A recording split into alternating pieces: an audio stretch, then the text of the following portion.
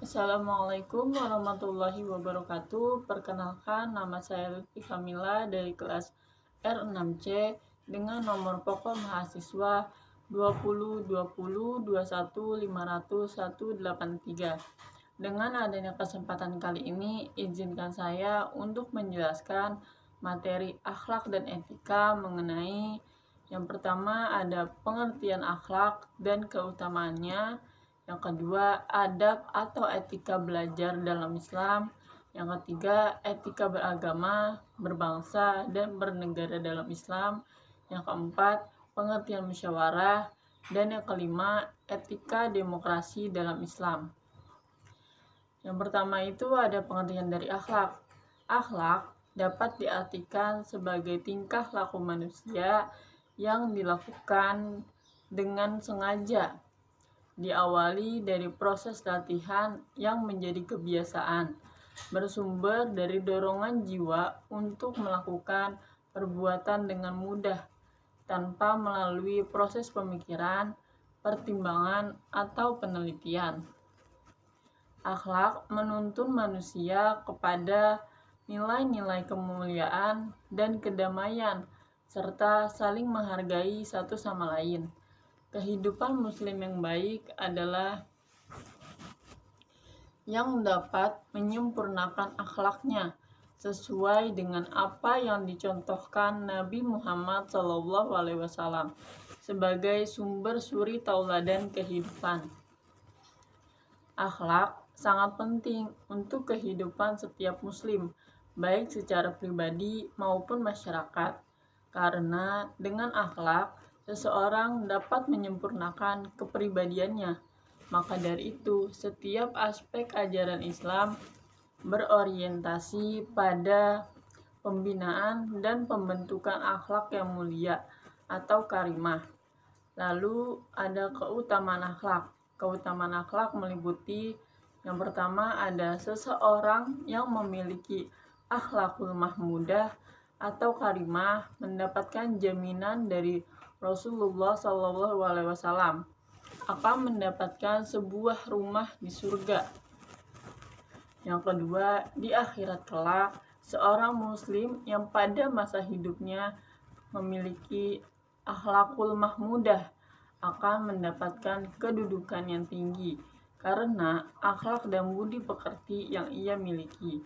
Yang ketiga, dicintai oleh Rasulullah SAW. Yang keempat, setiap muslim yang memiliki akhlakul mahmudah juga dapat mencapai derajat seperti seseorang yang berpuasa dan sholat. Yang kelima, dicintai oleh orang lain. Keenam, selalu dalam keadaan ibadah kepada Allah. Ketujuh, patuh dan taat kepada perintah Allah dan Rasul-Nya. 8. Mendapatkan ilmu-ilmu yang sangat banyak. 9. Berada dalam kehidupan yang nyaman. Ke-10 yaitu bersikap adil. 11. Tidak mudah terguncang oleh perubahan situasi. Ke-12. Menjadikan kita selalu optimis dan berpikir positif. 13. Dapat lebih dihormati dan dihargai oleh seseorang. Ke-14. Terhindar dari hal-hal yang negatif atau buruk. Dengan memiliki akhlak yang baik, tentu seseorang tidak akan berani berbuat kerusakan. Akhlak yang baik akan menjadi benteng, akan menjadi perisai atau pelindung dalam setiap langkah kehidupan, sehingga manusia tidak akan berbuat dosa. Lalu yang kedua itu ada adab atau etika belajar dalam Islam.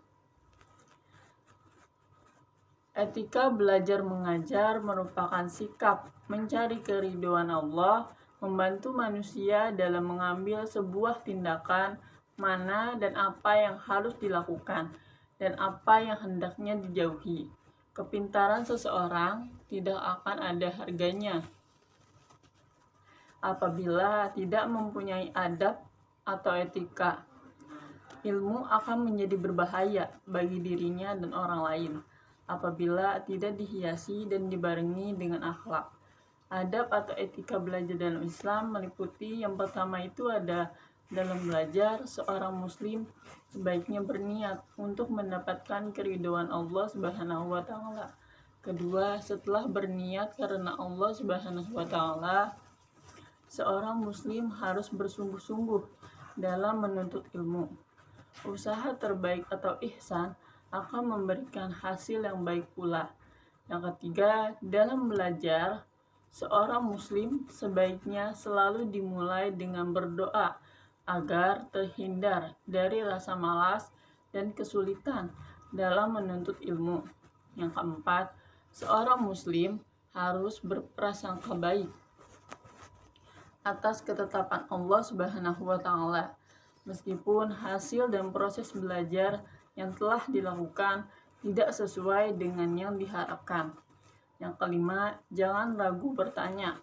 Keenam, seorang muslim dalam belajar harus menghormati guru, mengerjakan perintah guru, dan jika timbul perbedaan pendapat antara murid dan guru, maka murid harus tetap bisa menaruh hormat dan tidak mencelanya. Ketujuh, hendaknya selalu memperhatikan dan mendengarkan apa yang dijelaskan atau dikatakan oleh guru. Kesembilan, jangan sombong ketika belajar. Lalu tidak menyontek saat ujian. Yang ke-10, menjaga dan sopan ketika berhadapan dengan guru. Lalu yang ketiga itu ada etika beragama, berbangsa, dan bernegara.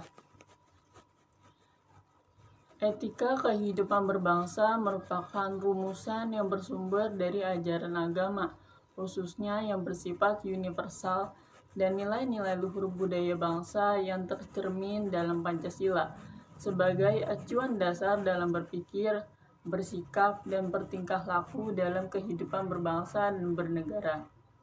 Etika beragama, berbangsa, dan bernegara meliputi yang pertama itu ada pemimpin harus membuat keputusan dengan benar di tengah masyarakat. Yang kedua, hindari hawa nafsu yang hanya membawa pemimpin kepada kepentingan segelintir orang dan mengabaikan kemaslahatan masyarakat luas.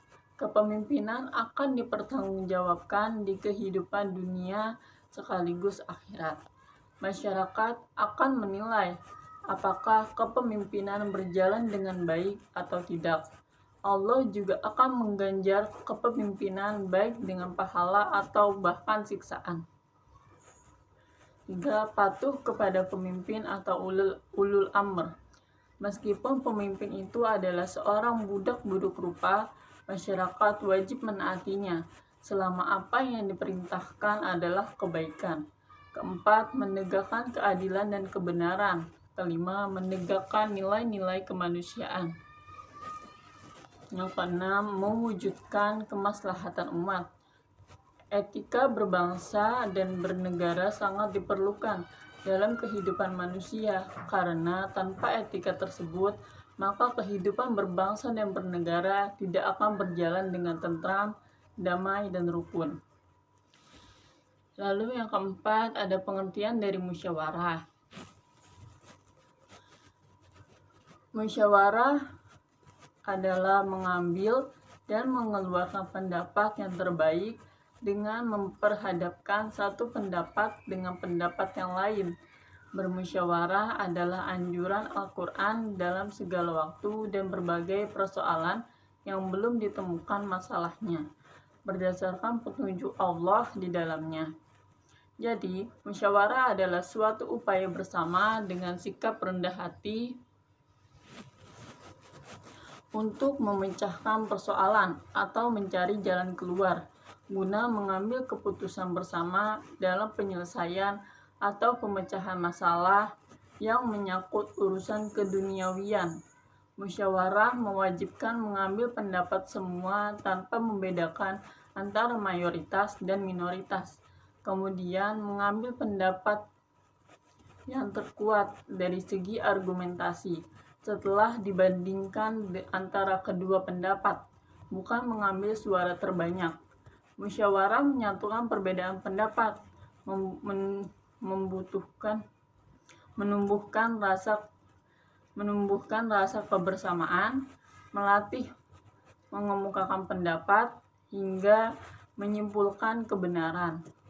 Musyawarah selain memecahkan masalah atau persoalan yang penting dan menghasilkan solusi serta keputusan yang terbaik dari berbagai pilihan, musyawarah juga untuk menghindari kemudaratan dan mewujudkan maslahat untuk semua orang termasuk yang tidak ikut dalam musyawarah. Dan yang kelima atau yang terakhir itu ada etika demokrasi dalam Islam. Etika demokrasi adalah seperangkat aturan atau norma dalam bernegara di mana setiap individu dituntut untuk berperilaku sesuai dengan ketentuan Allah sebagaimana tercantum dalam Al-Quran. Etika demokrasi dalam Islam meliputi yang pertama ada mengambil keputusan berdasarkan kesepakatan bersama dengan mengutamakan kepentingan umum daripada kepentingan pribadi atau golongan. Yang kedua, harus bersikap adil. Yang ketiga, setiap orang yang terlibat dalam demokrasi wajib menjaga amanah yang dititipkan saat musyawarah. Yang kelima, setiap muslim wajib menyadari jabatan dan kekuasaan adalah amanah yang harus dilaksanakan. Mereka yang dititipi amanah wajib bertanggung jawab di depan Allah Subhanahu wa Ta'ala dan mempercayakannya. Yang kelima, bagi seorang muslim, kebebasan wajib diterapkan selaras dengan tanggung jawab. Jangan sampai kebebasan dilakukan tanpa kendali hingga merugikan lingkungan sekitar. Yang keenam, kekuasaan dipegang oleh suara mayoritas tanpa mengabaikan kontrol minoritas. Yang ketujuh, semua individu bebas melakukan apa saja tanpa boleh dibelenggu. Baik, sepertinya itu saja yang dapat saya sampaikan. Lebih kurangnya saya mohon maaf. Wabillahi taufiq wal hidayah. Wassalamualaikum warahmatullahi wabarakatuh.